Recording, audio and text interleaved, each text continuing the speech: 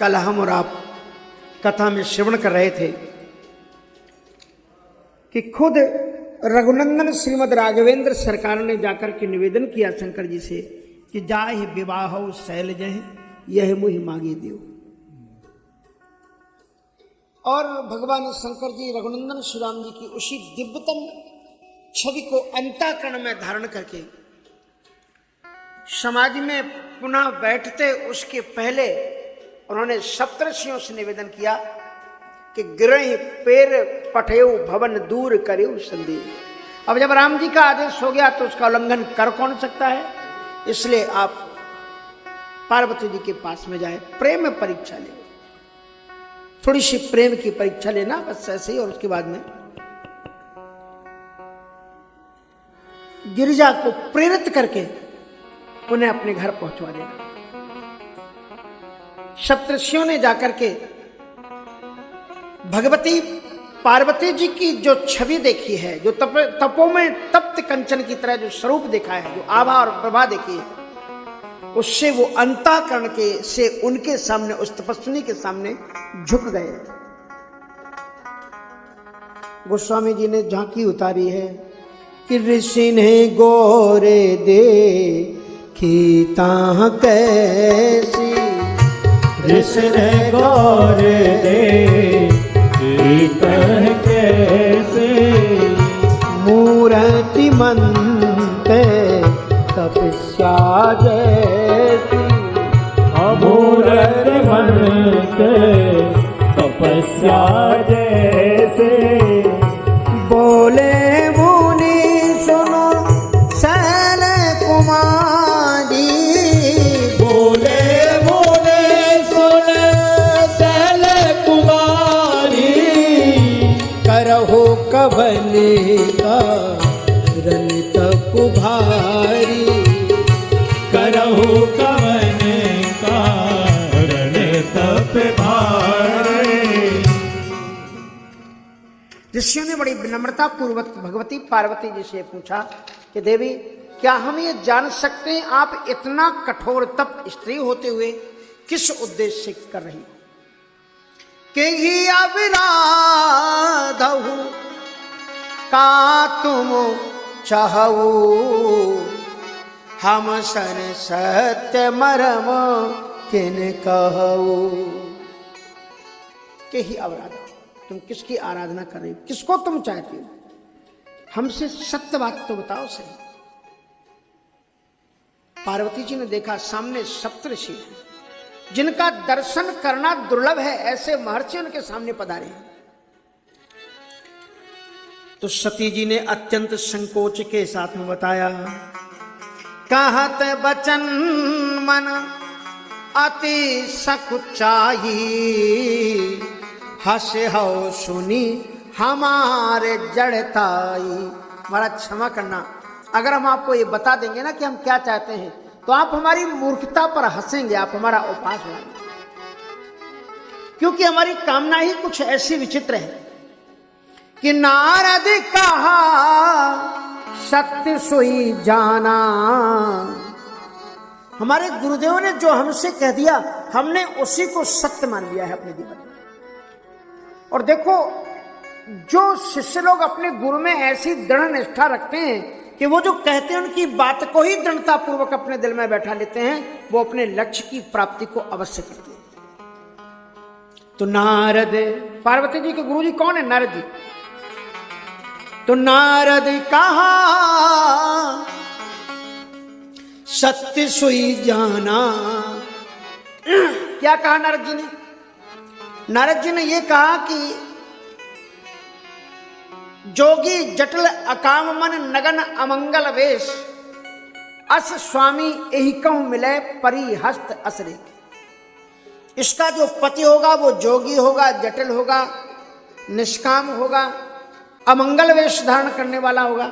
और फिर बाद में उन्होंने ये भी कहा कि यदि ये देवी तपस्या करे तो भगवान शंकर जी ही इनको प्राप्त हो सकते हैं। तो नारद कहा सत्य सोई जाना, और बिन पंखन हम चाहे उड़ाना। नारद जी के वचनों को ही विश्वास मान करके हम एक ऐसा प्रयत्न कर रहे हैं जैसे कि कोई पक्षी बिना पंखों के ही आकाश में उड़ना चाहे। उसी प्रकार से हमारे पास में ना तो जप का पंख है, न तप का है, न साधन है, न अनुष्ठान है, लेकिन चाहे सदा शिव ही भरता रहे। भगवान शिव को ही हमने अपना प्रियतम परम पति मान लिया है। अब हम उन्हीं की कामना को लेकर के तपस्या करने के लिए बैठे हुए। सप्तर्षियों ने क्या कहा देवी, दोबारा बताना। किसको कहा? शंकर जी को। इतना सुनते ही खिल्ली मार के खूब मजाक उड़ाया। किसने, कौन है तुम्हारे गुरु जी? कहा नारद जी। धन्य, आपको वही गुरु मिले थे। अरे जिसकी अपना शादी हुई नहीं उससे तुम अपनी शादी का वरदान मांग बैठी।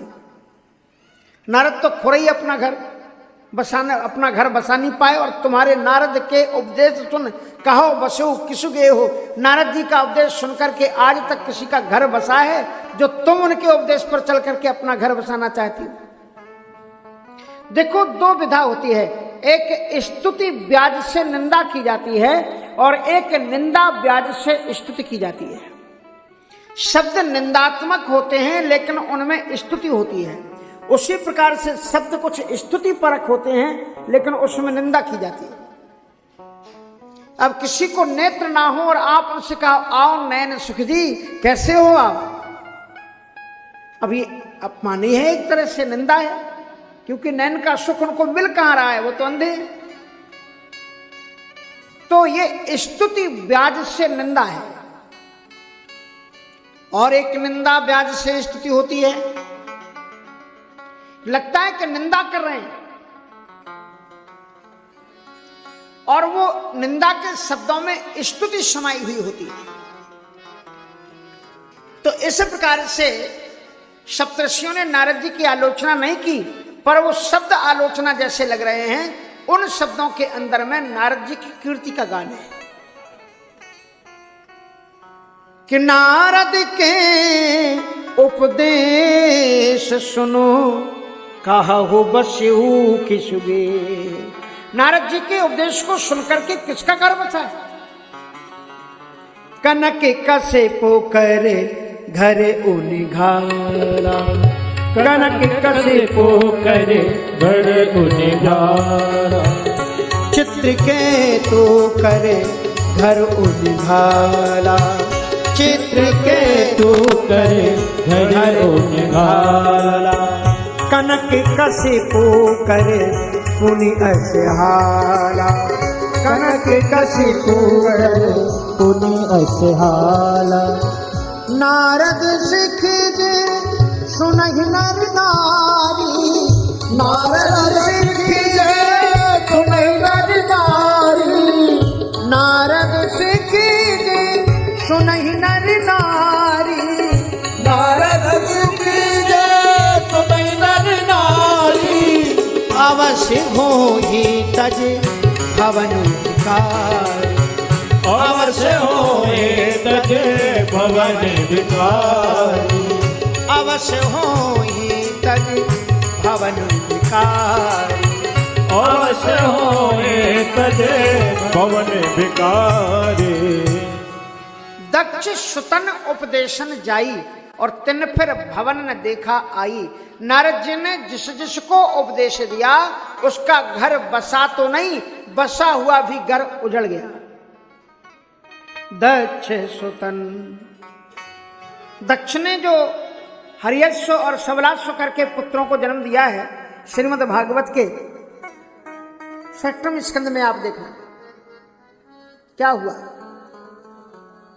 ब्रह्मा जी ने कहा कि सृष्टि का विस्तार करने के लिए बिंदु सरोवर पर तपस्या करो। वो तपस्या करने चले गए। ब्रह्मा जी चाहते थे कि तपस्या के माध्यम से सृष्टि सृजन की शक्ति को ये पा जाए और वो तपस्या में बैठे हुए थे। नारद जी वहां पर पहुंच गए, बोले कहो क्या कर रहे हो? तपस्या कर रहे हैं। किसके लिए? बोले घर बसाने की। ऐसा उपदेश दिया, ऐसा उपदेश दिया कि वो घर परिवार की इच्छा का परित्याग करके बैरागी बन गए। तो कहते हैं दक्ष सुतन उपदेशन जाई। तुम घर बसाने की बात कर रहे हो, उनको जैसा उपदेश दिया कि दक्ष के जितने बेटे थे तुमने फिर भवन न देखा आई, घर ही भूल गए। वो लोग बैरागी बना दिया उनको। जो खुद वैरागी है दूसरों को वैरागी बनाने में लगा रहता है, उससे तुम अनुराग की दीक्षा लेकर के भगवान शंकर जी को पाना चाहती हो। चित्रकेतु कर घर उनगाला, चित्रकेतु की भी कथा उसी स्कंद में है, 6वें स्कंद में। क्या हुआ चित्रकेतु का? इसलिए चित्रकेतु कर घर उनहाला, कनक कनक कसिब कर पुण्य असहाला। हिरण्याक्ष और हिरण्यकश्यप की भी यही स्थिति हुई, तो नारद जी जिस जिसको उपदेश देते हैं उनके जीवन से संसार हटा देते हैं और उन्हें भिखमंगा मानी वैरागी बना देते हैं। किस चीज का भिखमंगा बनाते हैं? ये संत सब भिखमंगे हैं, पर किस चीज की भीख मांगते हैं? कहते नयन हमारे लालची मानत नाही सीख, और जित जित पावे राम छवि, उते उते मांगे भीख। हमारे नेत्र बड़े लालची हैं, जहां जहां राम की छवि को पाते हैं वहां राम दर्शन की अभिलाषा से भीख मांगते हैं कि हमें ठाकुर जी का दर्शन। संपत्ति की भीख नहीं मांगते, ठाकुर जी के दर्शनों की लालसा, हरदम भक्ति मांगते। शंकर जी भी मांगते कि बार बार भर मांगूं हर्ष दे श्री रंग। क्या मांग रहे हैं? रुपया पैसा नहीं, कि पद सरोज अनपायनी भगति सदा सत्संग। तो नारद सिख जो सुने नर नारी, अवश्य होए तज भवन भिखारी। वे ब्रह्म दर्शन की अभिलाषा के भिक्षुक बन जाते हैं। तुमको गुरु के रूप में नारद ही मिले, कोई और नहीं मिले। और उन्होंने आपको कह दिया कि शंकर जी को पति के रूप में चाहो। अरे शंकर तो एक ऐसा बौराहा है कि अगर वो तो सैत मैत में भी किसी कन्या को मिले तो ना चाहे, उसको कौन चाहे उस बाबा बैरागी को? स्मशान की विभूति रंगाने वाला, जिसका उम्र का कोई अता पता नहीं, उसको तुम अपना पति बनाने चलिए। सुता तुम छोटी भोबरी बूढ़ो, सुता तुम छोटी गोबर बूढ़ो, सुता तुम छोटी भोबरी बूढ़ो, सुता तुम छोटी गोबर बूढ़ो।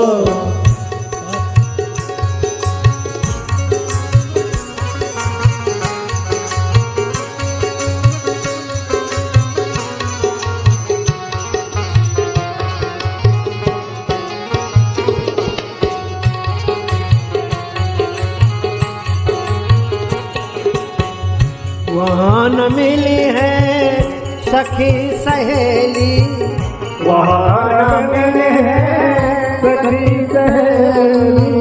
अरे बाबा का कैलाश शिखर पर निवास है, वहाँ कोई माताएं बहनें नहीं है। और जब तुम वहाँ जाओगी अपने बाल धोगी, बालों को, तो कौन तुम्हारी चोटी गुथेगा, कौन माला उसमें पिरोएगा? क्योंकि वहाँ कोई सखी सहेली तुमको मिलने वाली नहीं, बस अकेली बैठी रहोगी उसके भवन में। वहाँ न मिली है सखी सहेली, वहाँ न मिले हैं सखी सहेली। को कोई है तो मेरी चोटी, सुता तुम छोटी गोबर बूढ़ो, सुता तुम छोटी गोबर बूढ़ो।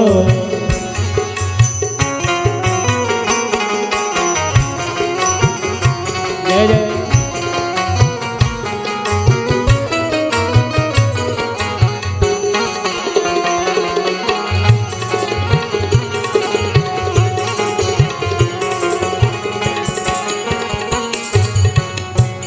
के धतूरो भोजन बाको, भांग धतूरो भोजन बाको। ये राजमहलों में रह करके 56 व्यंजनों का भोजन लगाने वाली देवी जानती हो जिस ऑर्डर दानी शिव को पति के रूप में तुम वर्ण करना चाहते हो, उसके घर में कोई भी सुख नहीं है। न कपड़े का है, न भोजन का है, न मकान का है। उसके पास मकान है ही नहीं। 3 लोग बस्ती में बसाए, आप बसे वीराने में, पहाड़ों पर घूमता रहता है। और गाड़ी तो बड़े गजब की है उनकी, बैल की सवारी है। उसके साथ में तुमको लेकर के चलेगा। गाड़ी नहीं है, केवल बैल ही है। बैलगाड़ी होती है, बुलनी नहीं, गाड़ी नहीं, केवल बैल है, उसी पर बैठ के चलना है। और वहां न मिले हैं सखी सहेली, वहाँ न मिले हैं सखी सहेली, को हुई है तुम्हारी टोपी, सुता तुम छोटी, मोबर बूढ़ो सुता तुम छोटी, मोबर बूढ़ो।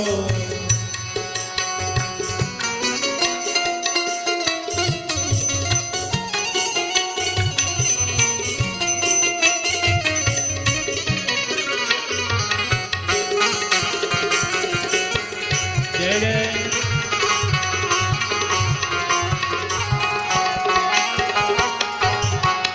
सापई ओढ़ते साप बिछावते, सापई ओढ़ते साप बिछावते, बिछौना भी उसके बड़ा गजब का है। सांप का ही बिछौना बना करके उसी के ऊपर सोता है।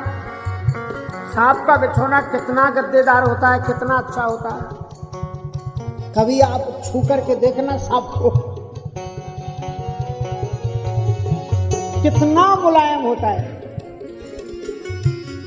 और जब वो सांस लेते हैं तो पूरा गद्दी हिलती है ऊपर से नीचे तक। तो जिसने अपना बिछौना सांपों को ही बना रखा है।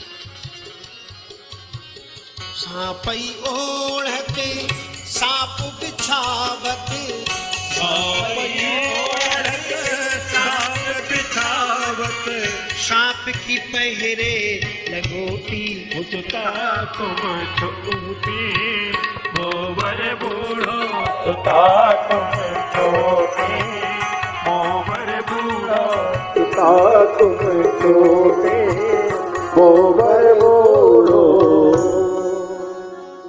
तो सप्तऋषियों ने विभिन्न उपाय करके सती जी को उनकी साधना से डिगाने की प्रयास किया, परीक्षा लेने गए। लेकिन निष्ठा अगर सीखना हो, विश्वास अगर सीखना हो, तो सती जी से, पार्वती जी से सीखे।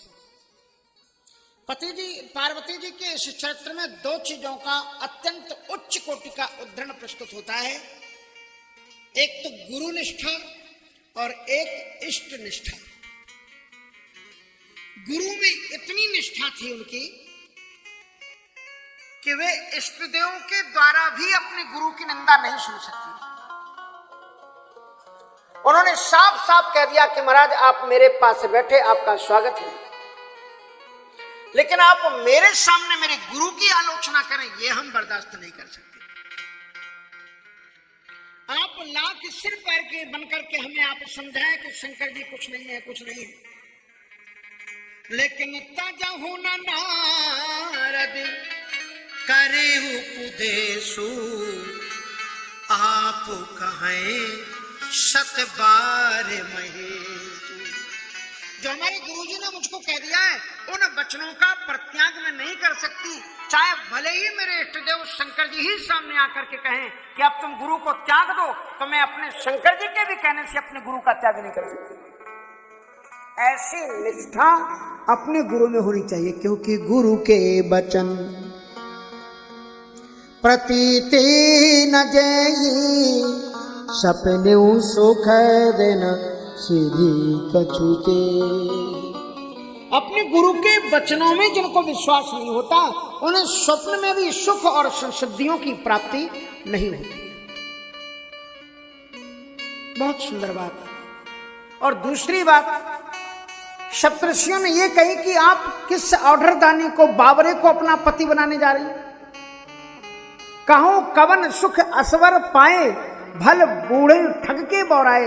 कभी कभी अच्छे बुद्धिमानों की भी अक्ल मारी जाती है ठगों के चक्कर में आने पर, और तुम भी नारद जैसे ठग के चक्कर में पड़ गई हो, इसलिए तो तुम ऐसा बावरा, स्मशान में रहने वाला, भांग पीने वाला, डमरू बजाने वाला, दर दर पर भटकने वाले उस औढ़रदानी को तुम अपना पति बनाने जा रही। तो पार्वती जी ने अपने पति में, इष्टदेव में निष्ठा दिखाई।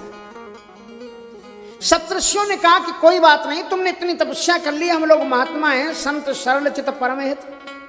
संत बड़े सरल चित होते हैं, दयालु होते हैं। अब आप सोच रही होंगी इतनी तपस्या कर ली, अब अगर मैं कोई और तुम्हें देवता बताऊंगा तो फिर आपको फिर तपस्या करनी पड़ेगी।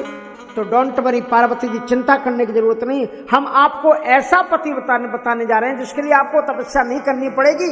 हम आपका समर्थन कर देंगे, हम आपके तरफ से उनसे प्रशंसा कर देंगे। और जिस पति को मैं बताने जा रहा हूं वो ऐसा वैसा नहीं है, 3 लोक में विख्यात है, क्षीर सिंधु में निवास करता है। गावहीं वेद जासु जस लीला, वेद जिनकी कीर्ति का गान करते हैं। गावहीं वेद जासु जस लीला, श्रीपतिपुर बैकुंठ निवासी, बैकुंठ में निवास करने वाले, बहुत सुंदर गुणों की, सदगुणों की राशि है। उन्हें आप पति के रूप में वर्णन कर लो। लेकिन पार्वती जी ने अपने इष्ट के प्रति निष्ठा का प्रतिपादन करते हुए कहा कि कोटि जन्म लगे रगर हमारी, बरौ शंभु नता राहो कुमारी। कोटि जन्म लग, एक जन्म तो क्या, यदि मुझे अपने इष्ट देव जो मेरे गुरुदेव ने बताए हैं, मेरे भोले बाबा विश्वनाथ जी, एक जन्म तो क्या करोड़ों जन्म भी अगर तपस्या में मेरे खप जाएं तो भी मैं विश्वनाथ को ही प्राप्त करना चाहूंगी, और मैं किसी को अपने जीवन में भूल करके भी स्थान नहीं दूंगी। यही है तजौ न नारद कर उपदेशु, आप कहें सतबार महेश। जब उन्होंने इस प्रकार से अपने गुरु में और इष्टदेव में निष्ठा का प्रतिपादन किया, सप्तर्षि साष्टांग दंडवत प्रणाम करने लगे और कहने लगे, भागरथा प्रतिपत्तये जगता पितरौ वंदे पार्वती परमेश्वरो। भागरथा विव संप्रक्तौ भागरथ प्रतिपत्तये जगता पितरौ वंदे पार्वती परमेश्वरो। हे भवानी, क्षमा कीजिएगा, हम अच्छी तरह से जानते हैं कि आप शिव और पार्वती, आप दोनों अलग है ही नहीं, अर्धांग हैं, आप दोनों एक दूसरे के पूरक हैं। हम तो भगवान शंकर जी की ही आज्ञा का पालन कर रहे थे, इसलिए आपको पास में हम आए। भला आपको कोई अलग कर कैसे सकता है, क्योंकि आप अलग हैं ही नहीं, तो कोई भी आपको अलग कर नहीं सकता है। हम आशुतोष औढ़रदानी के भेजे हुए हैं, उन्होंने हमें आपके पास में भेजा है और उन्होंने आश्वासन दिया है कि वे आपके साथ में विवाह करेंगे। इसलिए अब आप यहां से उठ करके आवहीं पिता बुलावन जबहीं, तो हट पर हर घर जायु तबहीं। जब आपके पिता आपको बुलाने के लिए आए उस समय आप हट का परित्याग करके आप उनके साथ में घर चली जाना। अब आपका शंकर जी के साथ ही विवाह होगा। पर कुमार संभव में इधर तो कहते हैं कि गए वहां पर हिमवंत जी उन्हें लेकर के चले गए, लेकिन कुमार संभव में जो शंकर जी का दिव्यतम चरित्र है उसमें पार्वती जी सप्तर्षियों के कहने से घर गई नहीं, पिताजी के भी कहने से घर गई नहीं, खुद आशुतोष औढ़रदानी बाबा विश्वनाथ जी को ही उनके सामने आना पड़ा है। छुपा करके वेश धारण करके आए, परीक्षा ली और अंत में अपने दिव्य स्वरूप का दर्शन करा के पार्वती जी को आश्वस्त किया कि हमारे साथ में आपका विवाह